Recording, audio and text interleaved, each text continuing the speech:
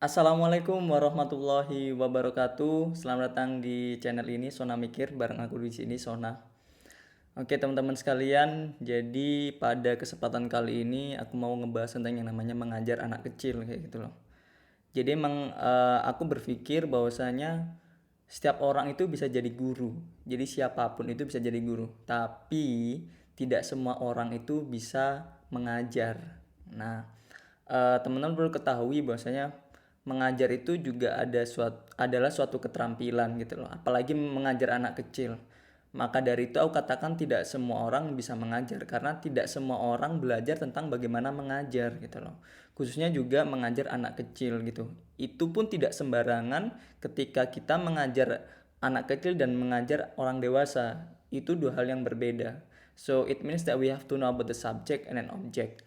Kita perlu mengetahui dulu mengajar itu apa, serta selanjutnya kita baru belajar atau memahami tentang yang namanya objek dari mengajar tersebut. Apakah dia adalah seorang anak kecil gitu kan, ataukah orang dewasa gitu, ataukah bahkan yang lebih tua lagi. Itu pun juga berbeda caranya gitu. Jadi yang aku katakan tadi kembali bahwasanya mengajar itu adalah suatu keterampilan. Nah, oleh karena mengajar itu adalah suatu keterampilan, maka mengajar itu bisa yang namanya didapatkan dengan cara dilatih gitu loh, dengan cara belajar practically atau theoretically gitu loh. Jadi secara teori maupun praktik itu bisa dipelajari yang mengajar, dan juga otomatis karena ada konteks praktik di sini mesti dilakukan gitu loh. Semakin banyak kita melakukan atau melatih diri kita untuk melakukan mengajar gitu kan terus menerus, ya diri kita bisa dikatakan semakin mahir gitu atau semakin bisa.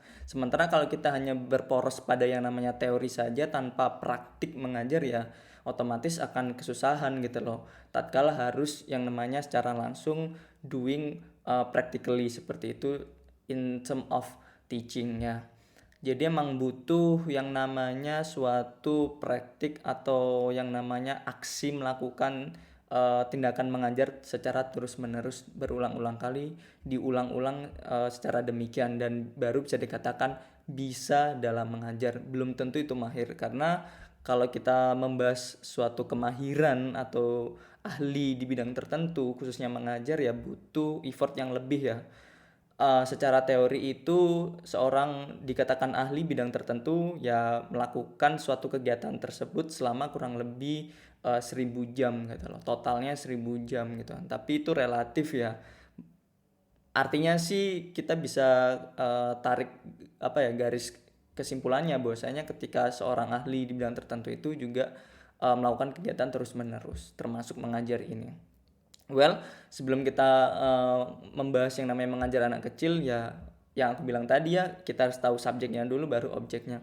Yakni kita mesti tahu mengajar itu apa. Jadi mengajar secara definisi adalah, ini sederhananya ya, sederhananya banget.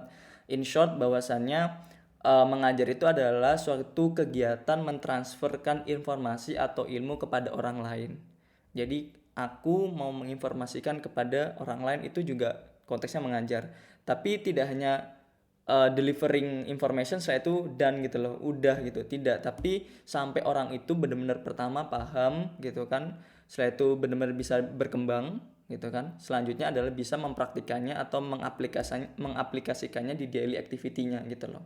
Kalau sekedar cuma informasi setelah itu dia hanya tahu saja, paham, saya itu udah, ya itu belum dikatakan mengajar, hanya menceritakan atau berbagi atau semacam apapun gitu kan. Tapi kalau mengajar adalah kita nih gitu kan mentransferkan ilmu atau mendeliver suatu ilmu gitu kan yang sifatnya objektif. Ilmu tersebut setelah itu dia paham dan tahu pengembangan materi yang disampaikan, selanjutnya dia bisa mengaplikasikannya. Jadi at the end dia bisa mengaplikasikannya bahwa kita tahu dia bisa mengaplikasikannya gitu, dikatakan bahwasanya kegiatan kita mentransferkan ilmu tersebut adalah mengajar gitu loh. Tapi kalau dia belum sampai bisa mengaplikasikannya gitu kan, baik itu apa ya, mengaplikasikannya itu secara utuh maupun setengah-setengah saja gitu kan, terlepas daripada itu apa ya, ya kalau kita belum sampai ke taraf itu ya belum dikatakan mengajar gitu, hanya menceritakan saja gitu atau menyampaikan saja. Sementara kalau sampai dia bisa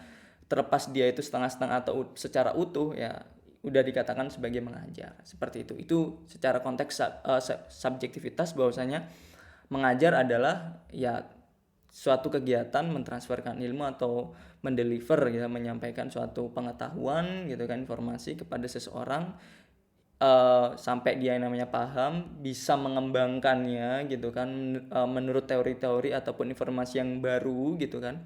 Selanjutnya dia bisa mengaplikasikannya, karena hakikatnya adalah apa yang diajarkan atau yang disampaikan, ilmu pengetahuan tersebut maksudnya adalah itu bisa berguna atau bermanfaat untuk kehidupannya gitu loh, kehidupan orang tersebut yang kita ajar. Sementara kalau kita membahas tentang yang namanya objeknya dan secara khusus di sini adalah anak kecil, berarti kita mesti tahu nih, ini objeknya kan anak kecil. Jadi kita mesti tahu mengajar anak kecil itu tidak sembarangan.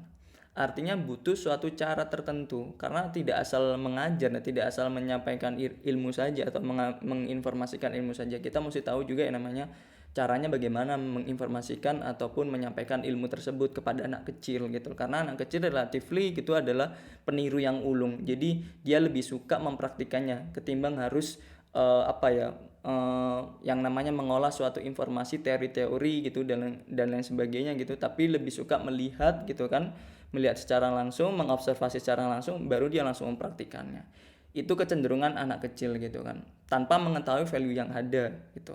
Jadi whether ini baik atau buruk bagi dia, tapi ini dirasa unik gitu kan, ataupun ada sesuatu yang baru dan dia merasa bisa tertantang juga gitu kan, nyaman buat dia pasti akan melakukannya sih gitu. Itu kecenderungan anak kecil ya, yang mana gampang meniru. Serta aktivitas yang aktif itu juga, makanya anak kecil juga suka banget yang namanya bermain seperti itu, karena keterlibatan psikomotoriknya di situ. Anak kecil suka sekali yang namanya bergerak aktif dan lain sebagainya. Nah, oleh karena itu kita mesti tahu caranya bagaimana, yaitu dengan cara memahami yang namanya pedagogi. Nah, pedagogi secara sederhana adalah yang mana mengarah kepada yang namanya cara atau metode dalam mentransferkan ilmu, bagaimana seorang guru ini mengajar gitu loh. Jadi setelah kita mengetahui mengajar itu apa gitu kan, dan kita harus cari tahu bagaimana yang namanya caranya gitu loh, yakni dengan cara pedagogi.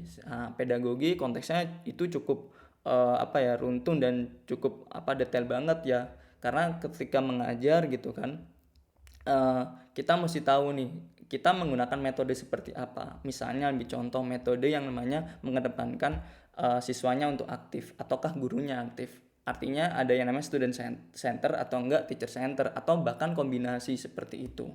Jadi ketika mengajar anak kecil yang memang aktif banget gitu kan, yang emang pada usianya memang aktif ya kita mesti bagaimana, apakah memang student center atau enggak teacher center gitu loh, yang mana menjadi pusatnya adalah seorang guru saja gitu kan.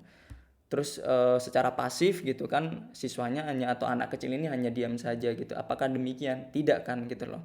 Jadi mesti mungkin ada kombinasi atau bahkan memang memusatkan yang namanya siswa itu untuk aktif, sementara si guru gitu atau orang dewasa atau seorang pengajar itu hanya fokus pada yang namanya controlling atau memperhatikan ataupun mengatur segala apa yang ada di sana gitu kan, tapi tidak terlibat secara aktif.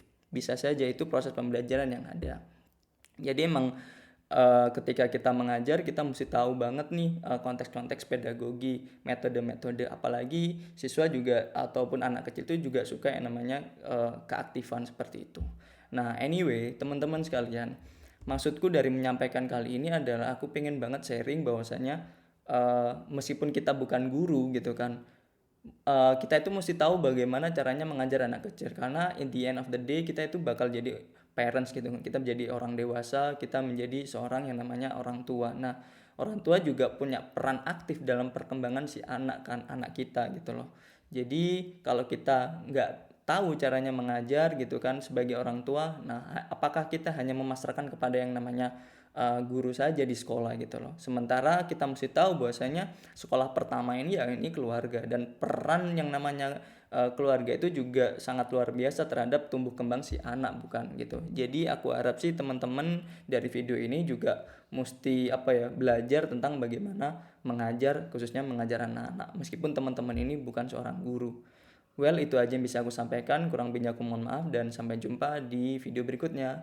Wassalamualaikum warahmatullahi wabarakatuh. Bye.